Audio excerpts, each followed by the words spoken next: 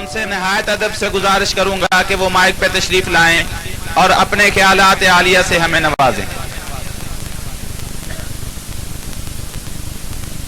الحمدللہ رب العالمین والعاقبۃ للمتقین والصلاة والسلام علی رسولہ النبی الکریم، اما بعد، اعوذ باللہ من الشیطان الرجیم، بسم اللہ الرحمن الرحیم۔ ان الذین قالوا ربنا اللہ ثم استقاموا تتنزل علیہم الملائکۃ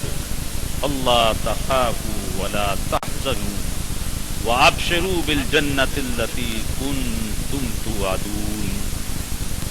ولا تهنوا ولا تحزنوا وانتم الاعلون ان کنتم مؤمنین۔ حضرات علماء کرام، سامعین محترم، بزرگوں، بھائیوں، بہنوں، نوجوانوں اور عزیزوں، اس کائنات میں یہ ہماری خوش نصیبی ہے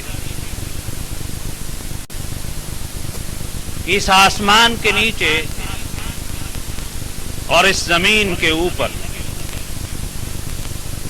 اللہ تعالی نے جو 6.5 ارب انسان پیدا کیے اور اس وقت سانس لے رہے، ان میں آپ کا تعلق ان خوش نصیبوں کے ساتھ ہے جو اس کائنات میں اللہ کے احکام، اللہ کے پیغام، اللہ کی نازل کردہ ہدایت، دین و شریعت کے سچے ضابطے، اسلام کی حقیقی تعلیمات، سنت کے حقیقی مظاہر اور اشکال، وہ ساری کی ساری شکلیں اگر آج روئے زمین میں کسی ایک جماعت اور گروہ کے اندر جمع ہیں تو یہ سعادت عقیدہ و فکر کے لحاظ سے، تصورات کے لحاظ سے، عمل اور اس کے عملی پیرایوں کے اعتبار سے اور طرز زندگی کے اندر اس کو حقیقتاً ایک شرعی ضابطے کے اعتبار سے اگر کلیتاً کسی گروہ نے، کسی جماعت نے، کسی مسلک نے اگر اس کو قبول کیا ہے تو وہ خوش نصیب حضرات آپ ہیں۔ اس لحاظ سے ہم یہ بات دیکھتے کہ اس کائنات کے اندر آج مذاہب کا، ادیان کا ایک بہت بڑا ٹکراؤ اور تصادم موجود ہے۔ دنیا کے اندر حقیقی اختلافات سیاسی نہیں، مادی نہیں، اقتصادی نہیں، معاشرتی نہیں، بلکہ اس کائنات کے حقیقی اختلافات کی نوعیت جو ہے وہ فکر و عمل اور عقیدہ و تصورات۔ اس لحاظ سے آج دنیا میں اصل تصادم، اصل تخالف، اصل ٹکراؤ، اصل انکاؤنٹر، اصل کلیش جو ہے وہ دنیا کے اندر عقائد و نظریات کا ایک ٹکراؤ اور تصادم ہے، جس کے اندر آج دنیا کے 6.5 ارب انسان جو ہیں وہ بہ رہے، اور انسانیت ایک ایسے دوراہے پر کھڑی حیران و ششدر ہے کہ اس تصادم کے اندر جہاں احترام انسانیت کی دیواریں گر رہی، جہاں دنیا کے اندر ابلیسیت کا رقص اپنے پورے عروج پر جاری ہے، جہاں پر مادیت کے چنگل کے اندر انسانیت بلک بلک کر زندگی بسر کر رہی ہے، اور جہاں پر لادینیت، جہاں پر الحاد، جہاں پر فواحش، جہاں پر منکرات، پورے کا پورا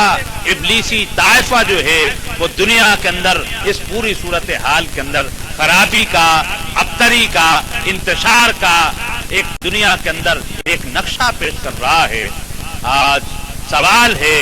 ایک بہت بڑا تہذیبوں کا،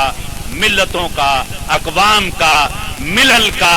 انسانیت کا ایک سب سے بڑا سوال یہ ہے کہ آج کی انسانیت کو جو گمراہی کے دو راہوں پر سانس لے رہی ہے اسے صراط مستقیم پر اثر نو کس طرح سے اس کو دنیا کے اندر واپس لایا جائے.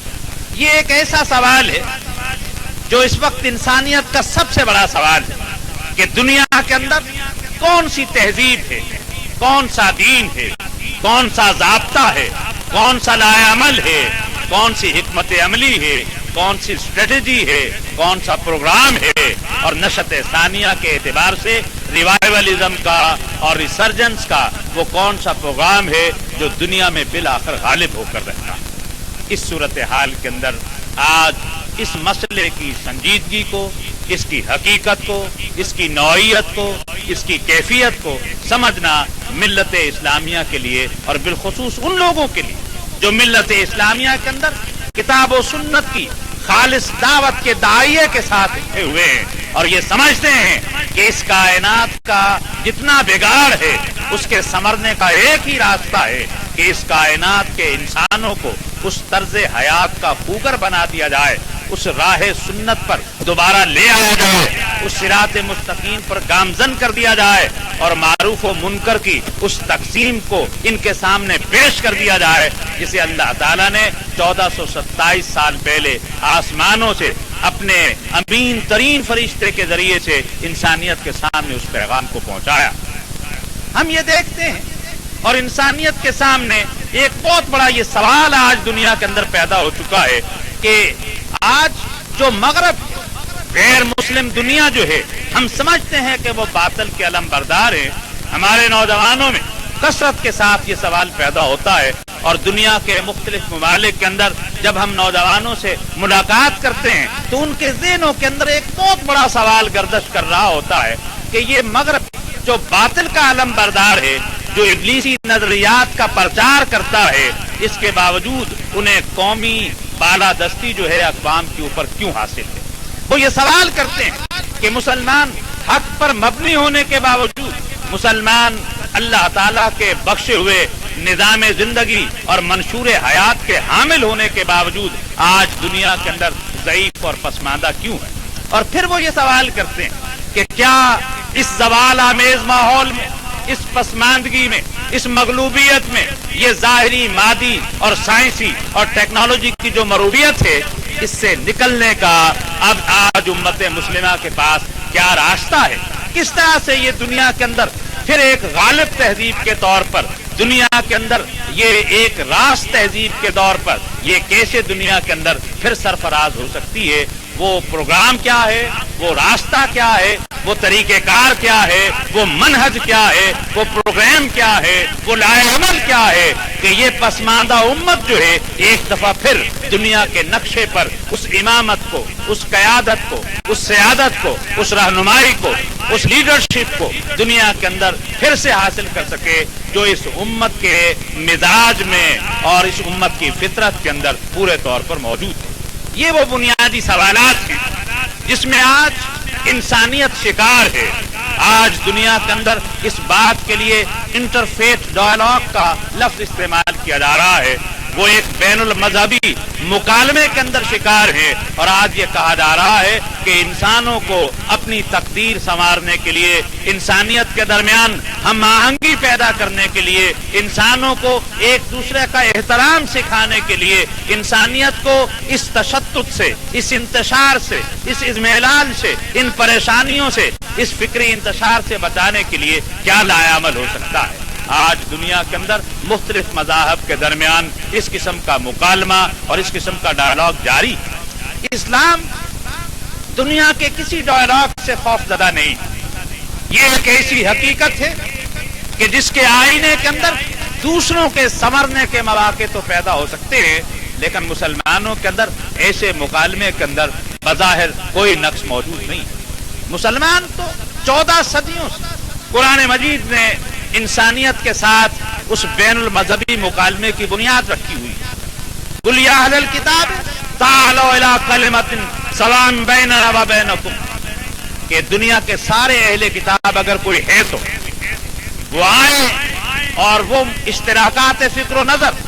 ہمارے درمیان وہ کامنلٹیز، وہ مشترک اقدار اور مباحث جو ہمارے درمیان موجود ہے، آئیے ان کی بنیاد پر ہم مکالمے کو اختیار کریں۔ ہمیں یہ بھی معلوم کہ یہ قرآن مجید، اس میں کتنے مقامات ہیں جہاں اس مکالمے کو اختیار کیا گیا ہے۔ میرے ناقص مطالعے کے مطابق قرآن مجید کی 143 آیات ایسی ہیں کہ جن کے اندر یہ مکالمے کا اسلوب اختیار کیا گیا ہے۔ کہیں یہ مکالمہ اللہ تعالیٰ اور ابلیس کے درمیان ہے، کہیں یہ مکالمہ اللہ تعالیٰ اور فرشتوں کے درمیان ہے، اور کہیں یہ مکالمہ اللہ تعالیٰ اور انبیاء کرام علیہ السلام کے درمیان۔ قرآن خود ایک مکالمے کی کتاب ہے، انسانیت کو یہ خطاب کرتا ہے، اس کا انداز داعیانہ ہے اور خطابیہ انداز ہے، اور اپنی دعوت اور اپنی تذکیر اور انذار و تبشیر کے لیے وہ اسی داعیانہ اسلوب کو اپنے ہاں استعمال کرتا ہے۔ اس لحاظ سے کائنات کے اندر اس وقت جو ایک نام نہاد بین المذہبی مکالمے کی بات کی جا رہی ہے، جسے انٹرفیتھ ڈائلاگ کا نام دیا جا رہا ہے، جسے کبھی انٹر کلچرل سیولائزیشنل کنفلکٹس کا نام دیا جا رہا ہے، ہم بخوبی سمجھتے ہیں کہ اس چیز کی نوعیت اور اس کی حیثیت کیا ہے۔ یہ کوئی آج سے 70 سال پہلے کی بات ہے کہ جاوا جو انڈونیشیا کے اندر ایک چھوٹا سا علاقہ ہے، جاوا کے اندر ایک صاحب محمد بشیر سیبونی تھے۔ انہوں نے اس زمانے کے ایک بہت بڑے مفکر، مسلمانوں کے ایک بہت بڑے فکری رہنما جن کا نام علامہ رشید رضا، مصر کے اندر رہنے والے تھے، اور اس زمانے میں المنار کے نام سے وہ عربی زبان کا ایک اعلیٰ پائے کا علمی اور تحقیقی جریدہ نکالتے تھے۔ جناب سیبونی نے ایک خط علامہ رشید رضا مصری کو لکھا کہ آپ یہ بتائیے کہ آج یہ امت مسلمہ کیوں مغلوب ہے؟ اللہ تعالیٰ نے ان کو غالب پیدا کیا، یہ مغلوبیت کا شکار کیوں ہیں؟ اور پھر اپنے پرچے کے اندر بڑی وضاحت کے ساتھ یہ بات لکھیے کہ ملت اسلامیہ کے زوال کے اسباب کیا ہیں، اور پھر یہ بھی بتائیے کہ اس زوال سے نکلنے کے لیے کون سا راستہ آپ اس کے لیے تجویز کرتے ہیں۔ فکر مندی پر مبنی جب یہ سوال نامہ علامہ رشید رضا کو موصول ہوا تو علامہ رشید رضا نے اس خط کے اس مکتوب کی سنجیدگی کے پیش نظر اپنے دوست کو جو شام کے اندر موجود تھے اور ان کا نام امیر شکیب ارسلان تھا، وہی خط انہوں نے شام کے اس مفکر امیر شکیب ارسلان کو بھیجا کہ انڈونیشیا میں جاوا کے مقام سے ہمارے ایک مسلمان نے فکر مندی کے ساتھ یہ خط لکھا ہے، آپ اس خط کے محتویات کو، اس کی عبارت کو، ان کے سوالات کو، اس استفسار کو سنجیدگی کے ساتھ پڑھیے اور پھر ہماری رہنمائی کیجیے کہ کیسے ہوگا۔ علامہ رشید امیر شکیب ارسلان نے پھر اس خط کا جواب لکھا تھا، اور وہ آج سے 70 سال پہلے عربی زبان کے اندر وہ چیز ہمارے سامنے آئی، اور اس میں امیر شکیب ارسلان نے وہ 10 اسباب گنوائے جن کی بنیاد پر مسلمان دنیا کے اندر خار و زبوں ہیں، اور وہ ایک مروبیت کا اور مغلوبیت کا نقشہ پیش کر رہے ہیں، اور ایک نو آبادیاتی استعمار اور سامراج ان کی سیاسی آزادیوں کو نگل رہا ہے، ان کے اقتصادی حقوق کو پامال کر رہا ہے، ان کی معاشرت کے اندر ایک ناراضیت اور ایک تبرج جاہلیت پیدا کر رہا ہے۔ وہ انہوں نے بڑی تفصیل کے ساتھ 70 سال پہلے وہ باتیں جو تھی وہ اپنے اس کتاب میں انہوں نے درج کر. پھر ہم یہ دیکھتے ہیں کہ آج 70 سال کے بعد دنیا کے حالات اور تیزی سے بدل گئے. میڈیا نے اس دنیا کے فاصلوں کو آپس کے اندر بہت زیادہ سمیٹ دیا ہے. انسانیت کے فاصلے مٹ گئے اور انسان نے ایک دوسرے کے ساتھ بظاہر قربت کی راہیں اختیار کی ہیں اور انسانیت بڑی سمٹ کر مرتکز ہوتی دکھائی دیتی ہے. لیکن ذہنوں کے فاصلے بڑھ رہے ہیں, دلوں کے فاصلے بڑھ رہے ہیں اور فکر و نظر کے اختلافات جو ہیں ان کے اندر اسی تیزی سے وسعتیں پیدا ہوتی چلی جا رہی ہے. حضرات گرامی, یہ ملت اسلامیہ جس کے ذوف اور جس کے ادبار کے ہم اسباب پر غور و فکر کرنا چاہتے اور جس سے نکلنے کا ایک حل امکانی اعتبار سے ہم تلاش کرنا چاہتے ہیں, اس کے لیے ضروری ہے کہ خود ملت اسلامیہ اس وقت کیا ہے اس کی نوعیت کو سمجھ لینے کی ضرورت ہے. ہم یہ بات سمجھتے ہیں کہ آج مراکش سے لے کر ملائیشیا تک 58 ریاستیں دنیا کے نقشے پر ایسی ہیں جس میں مسلمان جو دنیا کی 1/4 آبادی کے قریب ہیں وہ اس وقت موجود ہیں. اور یہ وہ ریاستیں کہ جن کے پاس دنیا کے مادی وسائل کے اعتبار سے, دنیا کے نموئی اور انسانی وسائل کے اعتبار سے, اس لیے کہ دنیا میں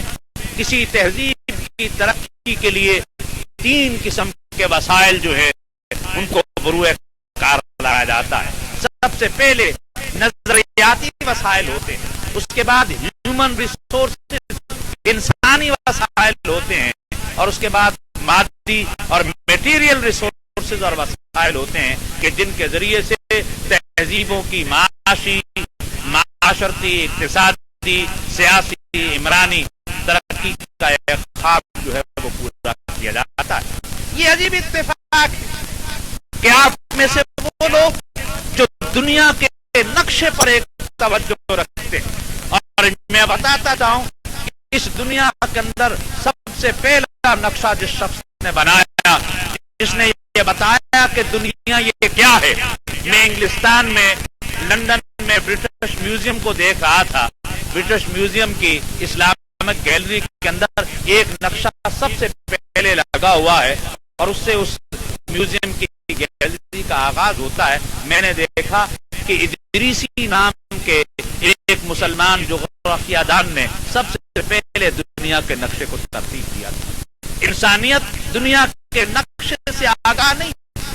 کہ یہ دنیا کیا ہے اور خشکی کا رب مسموع کیا ہے اور دنیا کے اندر جو خشکی اور پانیوں کے سلسلے جو ہیں وہ کس طرح سے پھیلے ہوئے ہیں. یہ بھی مسلمانوں کی سیر و سیاحت کا ایک سلسلہ تھا, اس لیے کہ ہندوؤں کی کتابوں کو میں نے پڑھا, وہ تو پانی کے سفر کو حرام سمجھتے ہیں, لہذا وہ مذہب کیسے آفاقی ہو سکتا تھا جو کہ اپنی سرزمین سے آگے نہیں نکل سکتا. بدھ مت کی تعلیمات کو پڑھا, اس میں بھی ایک ریجنل اپنے علاقائی نوعیت کی ایک سوچیں موجود ہیں. دنیا کے اندر مسلمانوں کے دین کے علاوہ دنیا کا کوئی ایسا مذہب نہیں ہے کہ جس کے اندر ایک آفاقیت موجود ہو, ایک عالمگیریت موجود ہو, ایک حقیقی گلوبلائزیشن موجود ہو, ایک حقیقی یونیورسلٹی موجود ہو. یہ جامعیت,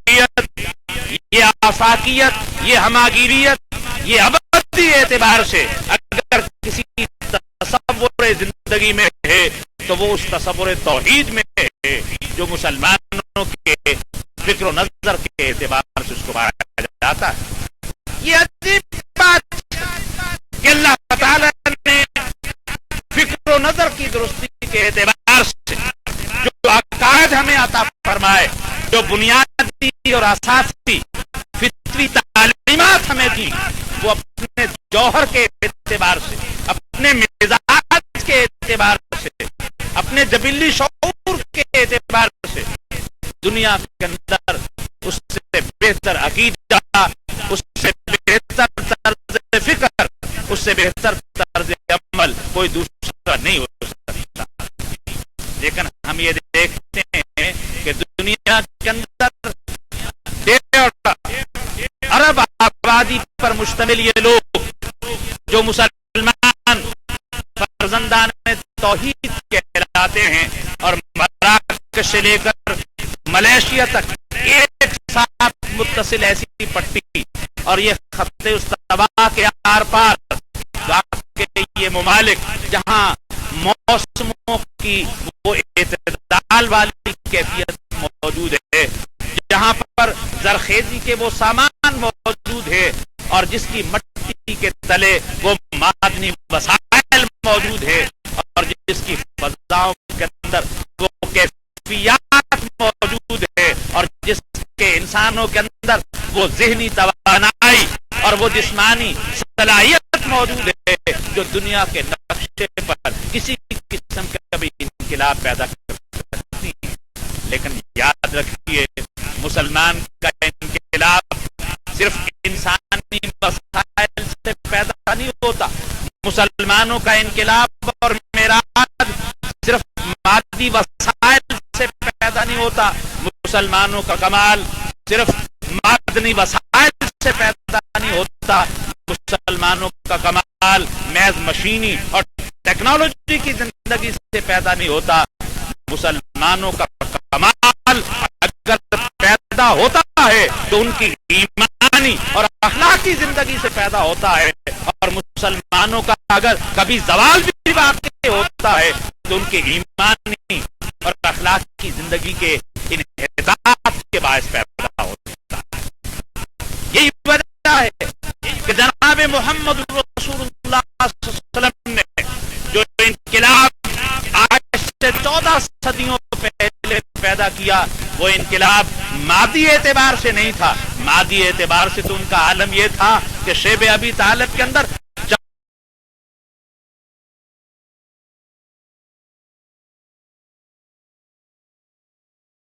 چمڑے ابال کر پینا پڑتے تھے، وہ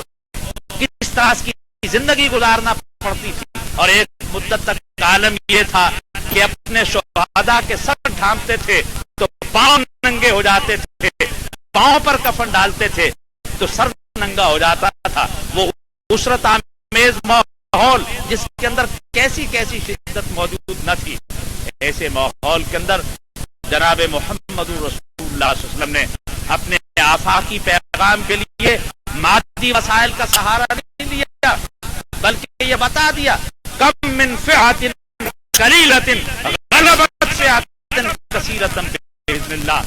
مسلمانوں کا انقلاب، ان کی کامیابی، ان کے عروج و زوال کی داستان جو ہے وہ مادی وسائل کے ساتھ وابستہ نہیں ہے، بلکہ مسلمان کی ترقی اور اس کے زوال کا باعث ان کے عقیدہ و عمل کے ساتھ وابستہ ہے. اگر اس میں ذوق پیدا ہو جائے تو کوئی چیز اس میں کمال پیدا نہیں کر سکتی، اور اگر عقیدہ و عمل میں کمال پیدا ہو جائے تو دنیا کی کوئی ابلیسی طاقت ان کے اندر کسی قسم کے زوال کو یا مغلوبیت کو یا مروبیت کو پیدا نہیں کر سکتے.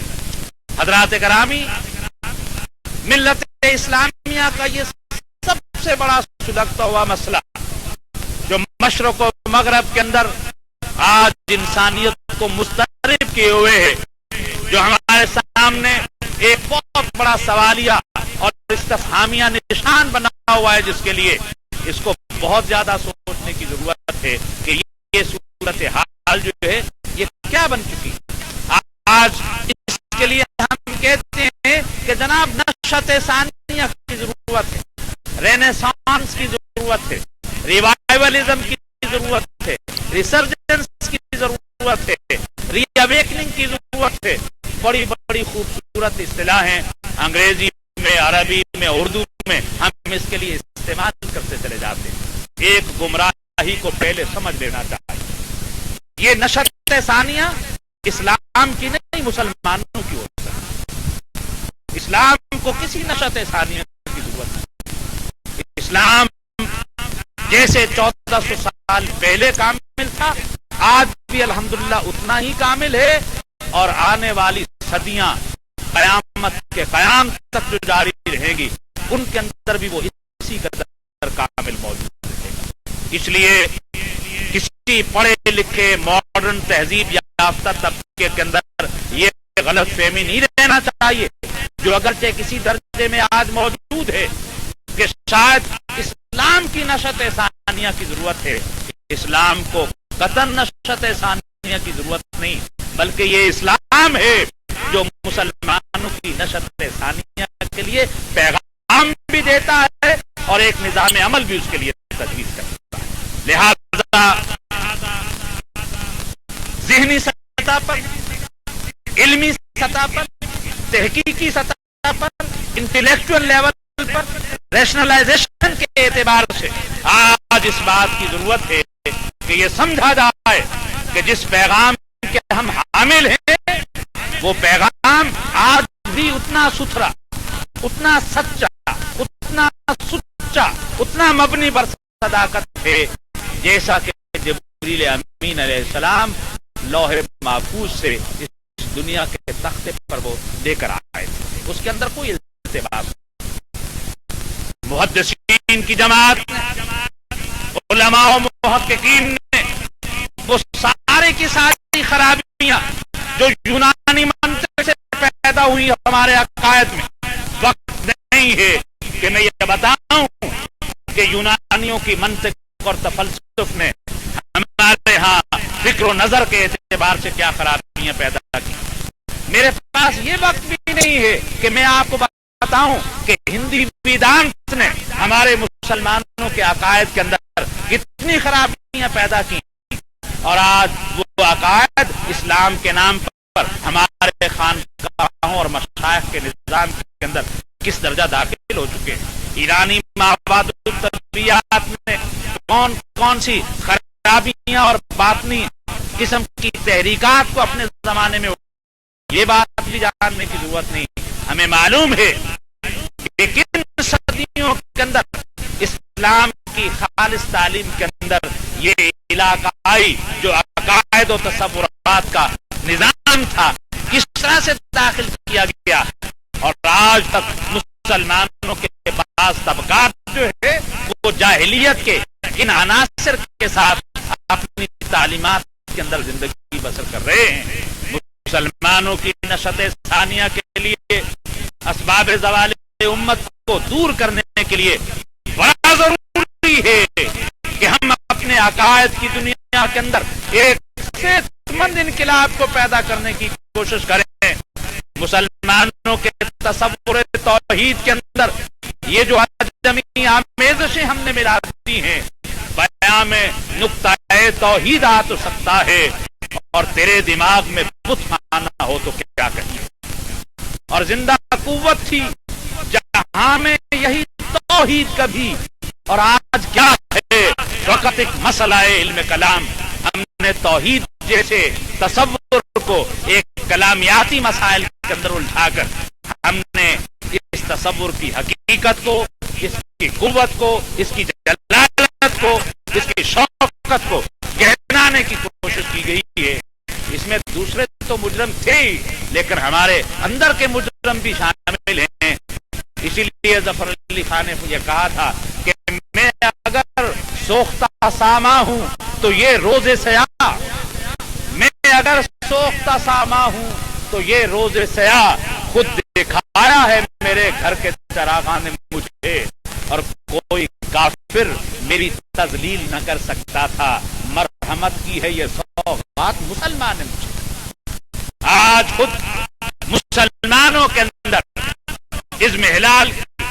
فکر و نظر کے اختلافات اور دین مبین کی جو حقانیت ہے اس کے حوالے سے بہت ساری خرابیاں اور بہت سارے ذوق جو ہے اس کے اندر وہ پیدا ہو چکے ہیں۔ اس لحاظ سے ہمیں اس بات کی ضرورت ہے کہ آج ہم یہ سمجھیں کہ مسلمانوں کے اس زوال کے اسباب کیا ہے اور مسلمانوں کے عروج کی داستان کیا تھی، اور عروج سے ہم اپنے زوال تک کیسے پہنچے۔ یہ ایک بہت بڑا تاریخی سفر ہے ابن خلدون جو 732 ہجری میں پیدا ہوا، 808 ہجری کے اندر اس کا انتقال ہوا، کتاب العبر و دیوان المبتدا والخبر کے اندر جو مقدمہ اس نے لکھا ہے، اس نے بڑی وضاحت کے ساتھ یہ بتایا ہے کہ قوموں کی زندگی کے اندر زوال کے اسباب کیا ہوتے ہیں اور قوموں کے عروج و زوال کے حقیقی اصول اور اسباب کیا ہوا کرتے۔ ابن خلدون نے کوئی نئی بات نہیں کی، قرآن مجید کی ساری مکی سورتوں کے اندر جو مضامین آج ہمارے سامنے بیان کیے گئے ہیں، سابقہ اقوام کے اندر ان کے زوال کے اسباب کیا تھے، ان کی اخلاقی بیماریاں اور ان کے عوارض کیا تھے، اور انبیاء علیہ السلام ان کی بیماریوں کے لیے کیا پیغام شفا لے کر آئے تھے، ساری کی ساری مکی صورتوں کا تو مضمون ہی یہی۔ اور قرآن مجید نے بڑی تفصیل کے ساتھ قوموں کے اس عروج و زوال کے فلسفے کو اور اس حکمت عملی کو کھول کر بیان کیا ہے۔ علماء کرام کو معلوم ہے اس پر 20 کتابیں لکھی جا چکی ہیں، سینکڑوں مواعظ کیے جا رہے ہیں، اور علم و تحقیق کی دنیا کے اندر یہ موضوع جو ہے بڑی تفصیل کے ساتھ اس پر بحث ہوئی۔ ہم یہ بات سمجھتے ہیں کہ قرآن مجید نے قوموں کے عروج و زوال کے مسئلے پر جو یہ بات کہی ہے کہ اگر قومیں اپنے خالق کی مرضی اور اس کی ہدایت کے تابع رہیں تو اس کائنات کے اندر اخلاقی، ایمانی اور روحانی انقلاب پیدا ہوتا ہے، اور اگر قوموں کی زندگی کے اندر خالق کی سچی تعلیم کو چھوڑ کر مخلوق پرستی کے مرض میں کوئی گرفتار ہو جائے تو یہ شرک کی، رسم و رواج کی، بدعات کی ایسی دلدل ہے کہ جس کے اندر قوموں کے اندر روح حیات پھر ختم ہو جاتی ہے اور قومیں اپنے مقصد وجود سے غافل ہو جاتی ہیں۔ وہ حیوانوں کی طرح، دو ٹانگوں والے حیوان ناطق کی طرح ایک حیوانی زندگی تو گزارتے ہیں، لیکن انسانی کمالات، اس کے اخلاقی اوصاف وہ ان کے اندر ختم ہوتے چلے جاتے ہیں۔ قرآن مجید نے اس مضمون کو انسانوں کے تزکیہ نفس کے طور پر پیش کیا۔ انسانوں کا یہ نفس امارہ جو اس کائنات کے اندر ابلیس کی سب سے بڑی کارگاہ بنا ہوا ہے، اس نفس امارہ کی تربیت کے لیے انبیاء علیہ السلام کیا پیکج لے کر آئے، کیا تعلیمات کا ایک ضابطہ انہوں نے پیش کیا۔ قرآن مجید اس حقیقت کو بھی انسانوں کے سامنے پیش کرتا ہے کہ یہ نفس انسانی جب ناباک اللہ کا مطیع بندہ بنانا چاہتے ہیں تاکہ انسانیت ایک امت واحدہ بن کر معروف و منکر کی ساری حدود کے مطابق اپنی زندگی کو گزارنے کی کوشش کرے۔ ہمیں یہ معلوم ہے کہ یہ یہودیوں کی فکر، یہودیوں نے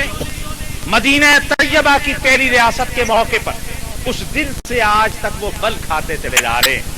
امت مسلمہ کے لیے ان کی عصبیت، امت مسلمہ کے لیے ان کی مخالفت، امت مسلمہ کے لیے ان کا عناد، امت مسلمہ کے لیے ان کی مخاصمت اور امت مسلمہ کے لیے ان کی دشمنی